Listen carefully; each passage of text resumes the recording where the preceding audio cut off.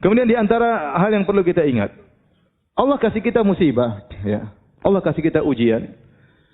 Di antara hikmahnya agar Allah ingin melihat seorang hamba beribadah dengan berbagai macam model ibadah. Ada orang diberi ibadah dengan ibadah bersyukur, maka dikasih kenikmatan agar Allah lihat dia bagaimana bersyukur kepada Allah. Terkadang Allah kasih dia musibah agar Allah lihat bagaimana cara dia beribadah kepada Allah dalam kesulitannya. Ya.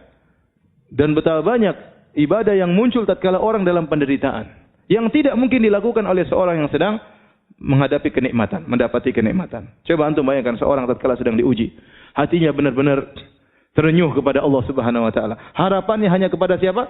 Allah Subhanahu wa taala. Kalau dia berdoa dia menangis. Yang itu mungkin tidak didapatkan oleh orang-orang yang dapat kesenangan. Ya. Seorang kalau dalam kenikmatan mungkin dia salat sekedar mau nangis, apa yang mau dia tangisi?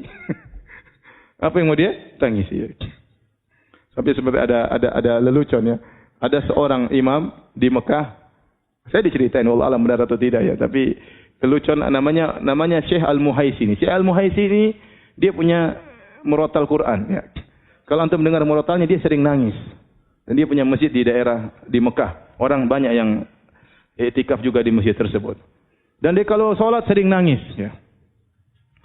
Kemudian suatu hari ada seorang dari Mesir kemudian sholat situ, senang dengar imamnya sholat sambil nangis-nangis. Kemudian dia tanya, siapa imamnya itu? Maka orang-orang berkata namanya Al-Muhaisini. Sementara di samping-samping ada hotel-hotel namanya Al-Muhaisini, Al-Muhaisini. Itu yang punya hotel-hotel ini? Iya. Sudah punya hotel masih nangis katanya. Jadi maksud saya, bisa jadi memang seorang dalam ketentramannya, dalam kebahagiaannya dia menangis. Tapi itu jarang.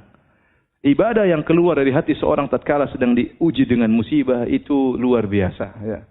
Luar biasa. Makanya terkadang seorang lilit utang, dia berdoa kepada Allah Subhanahu wa taala. Dan utangnya tidak dilunas-lunaskan oleh Allah Subhanahu wa taala. Karena Allah tahu kalau utangnya lunas, dia berhenti berdoa kepada Allah Subhanahu wa taala. Kalau utangnya lunas, dia tidak lagi salat malam kepada Allah Subhanahu wa taala. Bahkan terkadang Allah menambah hutangnya sehingga dia benar-benar terjepit, sehingga dia tahu apa arti tawakal. Dia tahu apa arti apa? Tawakal. Betapa banyak orang diajari oleh Allah dengan tawakal setelah dijebak dengan ujian yang sangat berat, tidak ada yang bisa menolong dia seorang pun. Presiden pun tidak bisa menolong dia. Ya. Tidak ada yang bisa menolong dia. Kecuali siapa? Allah. Maka dengan adanya ujian, adanya musibah, adanya penderitaan, maka Allah Subhanahu wa taala ingin mengetahui dari seorang hamba agar hamba itu beribadah dengan berbagai macam model ibadah. Ada ibadah syukur, ada ibadah apa? Ada ibadah sabar, ya. Ada ibadah sabar dan demikianlah, ya. Kita lihat Nabi Muhammad SAW beribadah dengan bersyukur, beribadah dengan bersabar. Kita lihat Nabi Sulaiman alaihissalam yang super kaya raya dengan dipenuhi dengan berbagai macam kenikmatan, dia juga pernah diuji oleh Allah Subhanahu wa taala. Lihat Nabi Ayub yang pernah kita sampaikan kajian, pernah diberikan kekayaan yang luar biasa dan pernah dikasih sakit yang lama. Dia pernah beribadah kepada Allah dengan syukur dan dia pernah beribadah kepada Allah dengan sabar.